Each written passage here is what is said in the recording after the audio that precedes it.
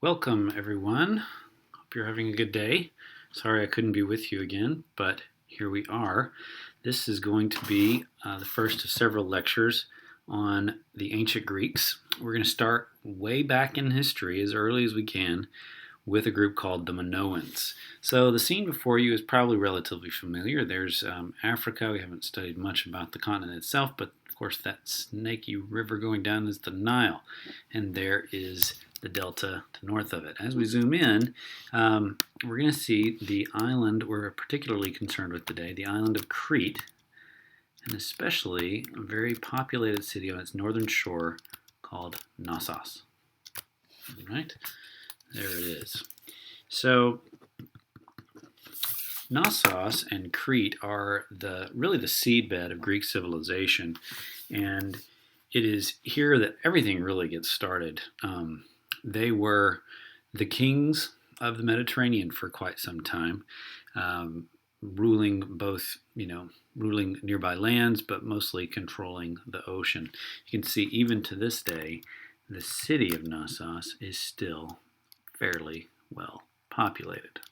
Okay, we'll come back here in a little while, but for now, let's get over to our actual slides. So here is a reconstruction of some of the ruins. Keep in mind this is a reconstruction. All the pigment and paint colors are probably good guesses, but they're redone as of recent, so these things are not that well preserved. And to start with, let's talk a little bit about the myth that is pretty popular and pretty well known behind the Minoan civilization. According to Plutarch and several other storytellers and historians, there was this king, King Minos, where we get the name Minoan from.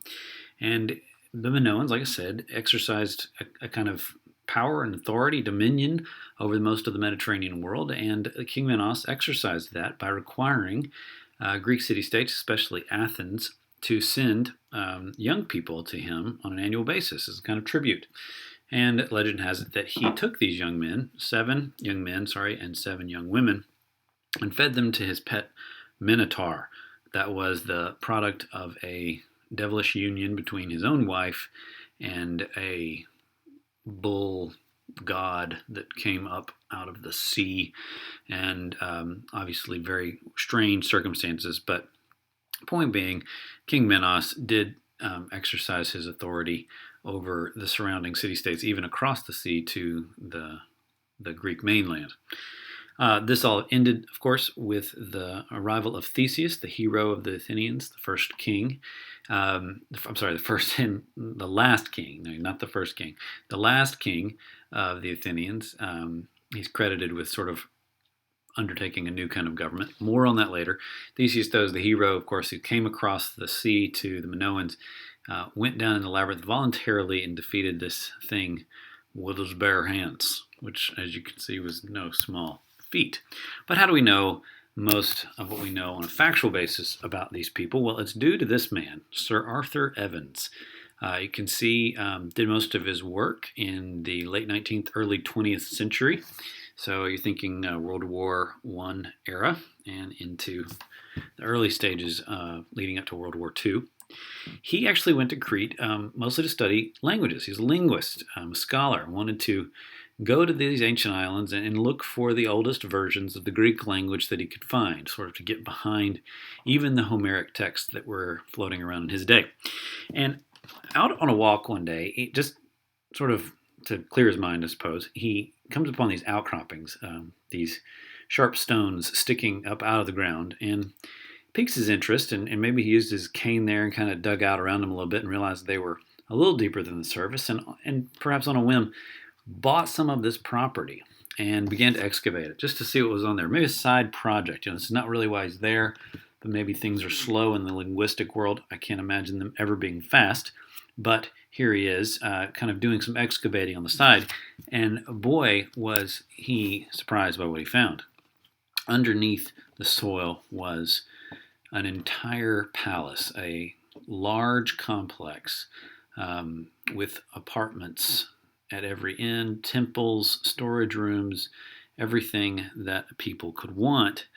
And so thus began our understanding and knowledge of this very ancient people, the Minoans. But how do we know anything about them besides the fact that they had these amazing palaces? Well, they also left behind some remarkable art. This is called a fresco. Now, a fresco is a particular kind of wall painting. Okay, it's not just a mural. Okay, a mural would be me just painting on whatever surface I've got. It's not a mosaic where I use tiles to piece things together.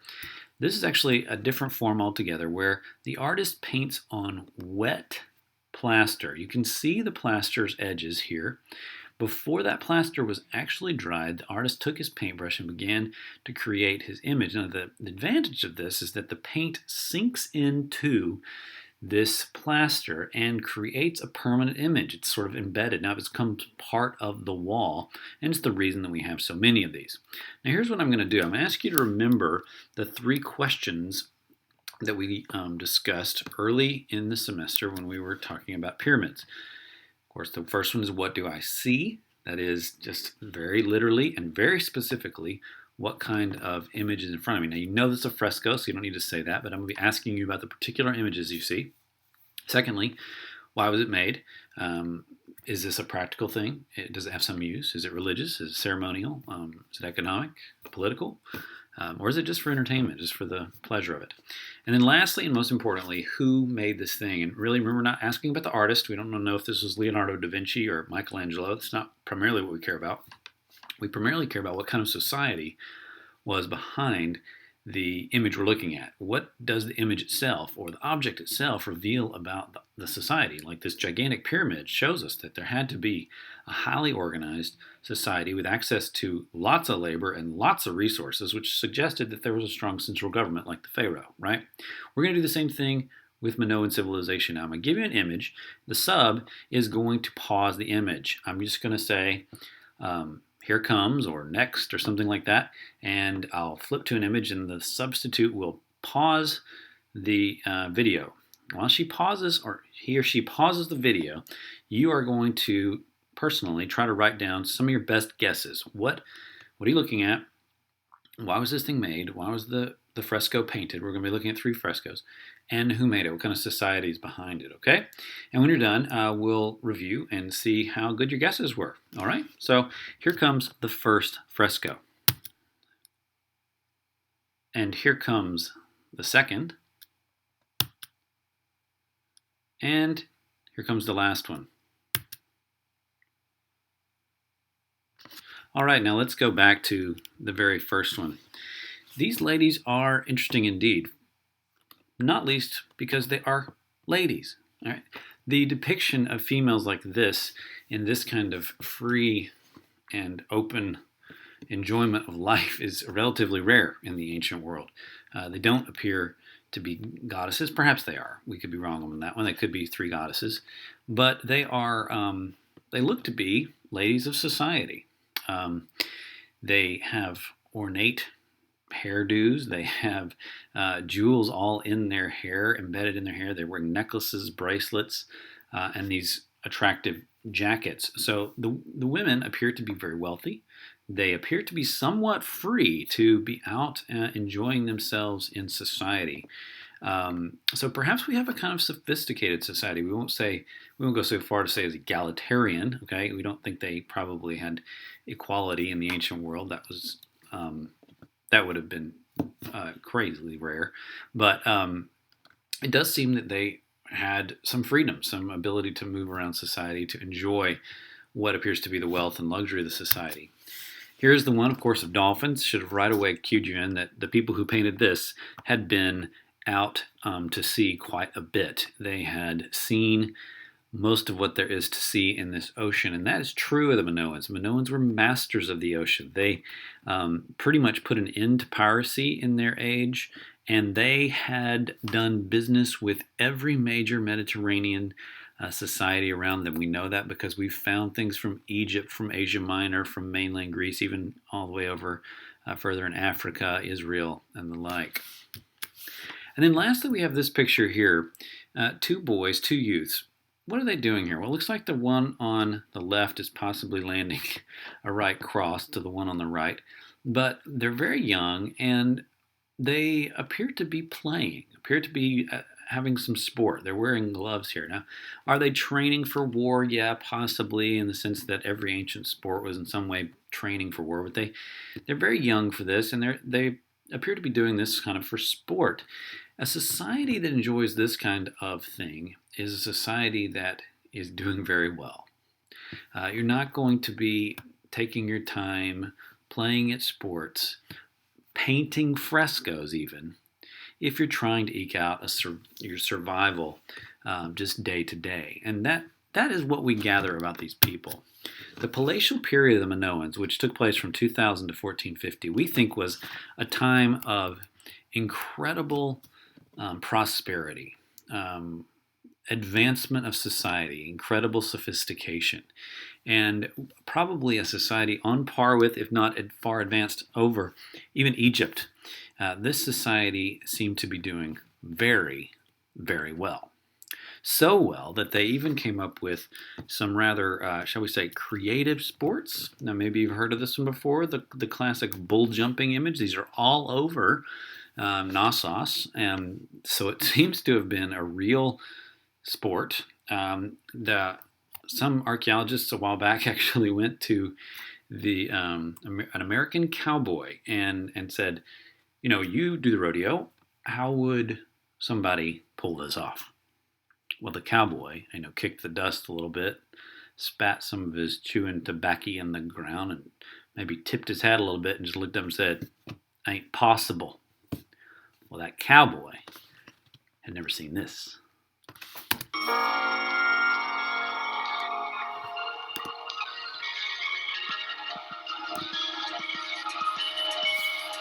That's right, ladies and gentlemen, modern day bull jumping.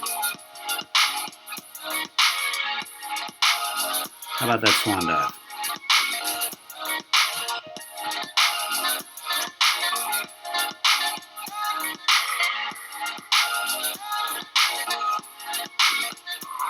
And a twist.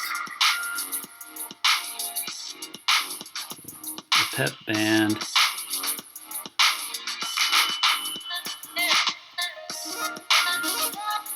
Whoa, I thought he was going to get it.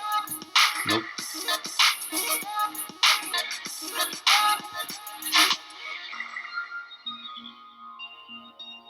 Oh, that's good stuff.